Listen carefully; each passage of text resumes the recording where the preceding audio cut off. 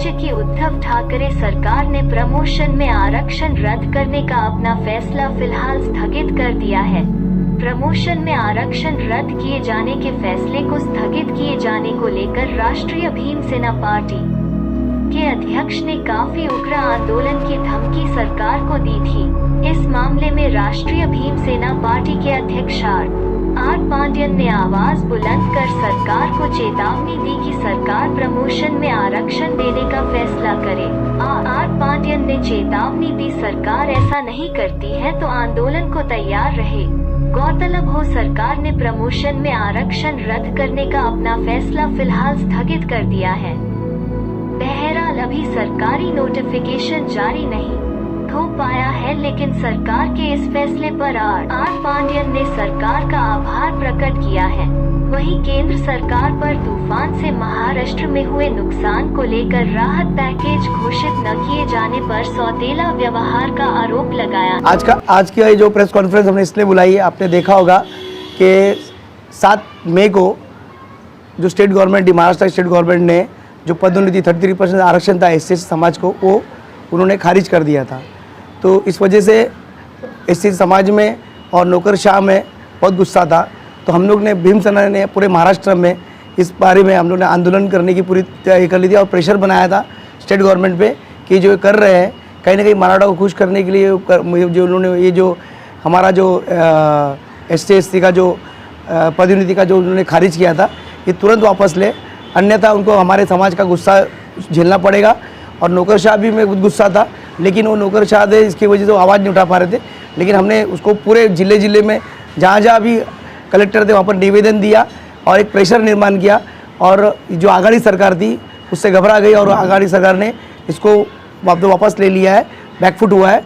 तो इसके लिए हम अभिनंदन करते हैं उनका कि उन्होंने जो डिसीजन लिया है वो सही लिया है। इन्होंने इस तरह का मतलब हम पे अत्याचार जो होने वाला था, इससे बहुत बड़ा अत्याचार होता, इन्होंने वापस ले लिया और इसके लिए हम उनका धन्यवाद करते हैं। अगर आने वाले समय में कोई प्रेशर के तहत वो फिर दोबारा लागू करते हैं तो आज के समय में भीमसेना पार्टी क्या करेगी? देखो, अगर फिर से अगर वो इस तरह का कोई मतलब षड्यंत्र रच के या वापस फिर से लाने की कोशिश करेगी, SC/ST समाज के ऊपर गदा लाने की कोशिश करेगी, हमारे हक का हनन करने की कोशिश करेगी, या किसी समाज को खुश करने के लिए हम पे अत्याचार करने की कोशिश करेगी, तो वो हमारे समाज का गुस्सा ये करेगा। भीमसेना फिर से पूरी ताकत से रास्ते पे उतरेगा और सरकार को उसका खामियाजा भोगना पड़ेगा। एकमात्र भीमसेना पार्टी के राष्ट्रीय अध्यक्ष आर पांड्यन आवाज़ उठा रहे थे, ऐसे में क्या रणनीति लेकर आप अपने आवाज़ उठाई और आज जब आपकी बात कहीं ना कहीं सरकार ने मान ली है और अपना फैसला वापस किया, तो कैसा महसूस करते हैं आप? देखिए, आपने देखा होगा कि हमारे पास महा जो आघाड़ी है इसमें 3 प्रमुख पार्टी है।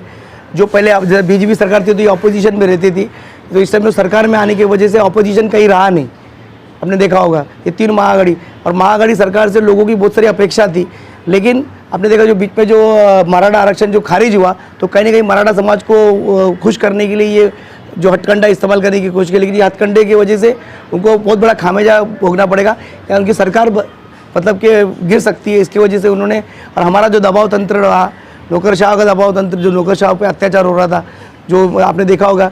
फिर उसके बाद आपने देखा जो जितने भी जिले थे जहाँ जहाँ हमारे समाज के लोग थे, उन्होंने उसका गुस्सा व्यक्त करना चालू कर दिया था। तो इसकी वजह से सरकार ने ये बैकफुट लिया।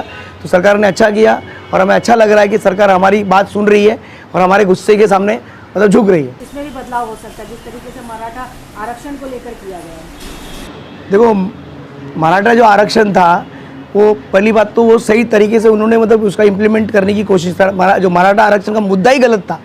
सिर्फ लोग मराठा समाज को, OBC समाज को आरक्षण चाहिए था। इसके लिए कहीं ना कहीं उसकी जो वोट की राजनीति, BJP, आपको तो मालूम, BJP ने जो पुटअप किया जब BJP सरकार थी तो आरक्षण का मुद्दा पुटअप की थी। लेकिन ये आपने देखा संविधान में जो मराठा समाज है उसको कहीं भी न्याय मिल नहीं सकता, क्योंकि वो एक समाज है, उसको आरक्षण चाहिए, आरक्षण नहीं मिल सकता। पहले ही मतलब ये ऑलरेडी क्लियर था। लेकिन फिर भी कहीं ना कहीं BJP पार्टी ने इसको कहीं ना कहीं लोगों को मतलब उसको जो मुद्दा का उसको कैश करने के लिए, वोट बैंक में कैश करने के लिए इन्होंने षड्यंत्र रचा था। सुप्रीम कोर्ट ने उसको पूरी तरह से खारिज कर दिया। देखो, ये मुद्दा था पूरे महाराष्ट्र में हमने पहले उठाया था, क्योंकि हम पहले से ही SC समाज और इन सब समाज के जो भी अत्याचार होता है उस पर लड़ते हैं। भीमसेना हमेशा तत्पर रही जब भी कोई अन्याय अत्याचार हुआ, और ये बहुत बड़े लेवल पे अत्याचार था। हमारे समाज के लोग जो रेस पे ऑलरेडी इतने साल से पीछे रहे, और ये प्रमोशन से हम लोग को मतलब कहीं ना कहीं न्याय मिलता था आज के ज़माने को। तो ये न्याय को मतलब कहीं ना कहीं मतलब सिर्फ मराठों को खुश करने की वजह से ये सरकार, मतलब खुश करने के लिए ये जो स्टेट गवर्नमेंट है, उद्धव सरकार ने ये हथकंडा इस्तेमाल किया था। लेकिन हमारे दबाव तंत्र से, हमारे आंदोलन मोर्चे का उनको फेस करना पड़ेगा। ये सरकार गिर सकती थी, उनको ऐसा लगा, इसके लिए उन्होंने वापस की। दलितों के नाम पे पॉलिटिक्स तो करते हैं, लेकिन सामने आकर सामना नहीं करते जब कभी अन्याय होता है। तो क्या आपको क्या लगता है? बिल्कुल, देखो आपने देखा होगा जितनी भी दलित पार्टी महाराष्ट्र में है वो कहीं ना कहीं वो अलायंस है, नेशनल पार्टी जैसे बीजेपी है, उससे आज आरपीआई जुड़ी हुई है, कांग्रेस के साथ दूसरी जो दलित पार्टी जो जुड़ी हुई है। तो जितनी भी पार्टियां हैं वो किसी ना किसी पार्टी के साथ अलायंस है। इसकी वजह से जब सत्ता में रह के अगर अन्याय होता है तो सत्ता का वो लोग मजा भोगते हैं, तो उसकी वजह से उन लोग वो मजा ना चला जाए इसके लिए आवाज़ नहीं उठाते। ऐसा राष्ट्रीय भीमसेना पार्टी ने कांग्रेस के साथ समर्थन दिया था और आज जब आपकी बात मानी गई तो आपने क्या सरकार को किस तरह से संदेश देने का प्रयास किया है और किस तरह से बधाई दी? देखो हम लोग ने कांग्रेस पार्टी को समर्थन देने की कोशिश की थी। हम चाहते थे कि मनोवादी पार्टी जो बीजेपी है और शिवसेना है सत्ता से बाहर रहे।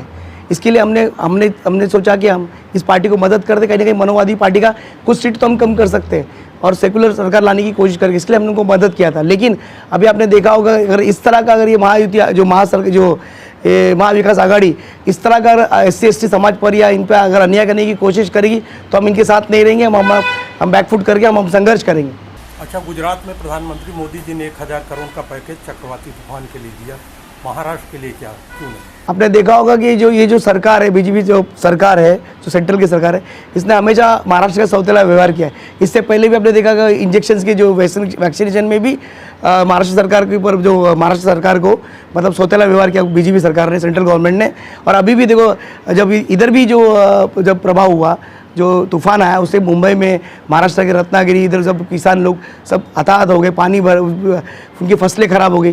फिर भी नरेंद्र मोदी जी ने गुजरात की तरफ ध्यान दिया और गुजरात की तरफ उन्होंने दौरा किया, हवाई दौरा करके उन्होंने वहाँ पर तुरंत जाके पैकेज जाहिर किया।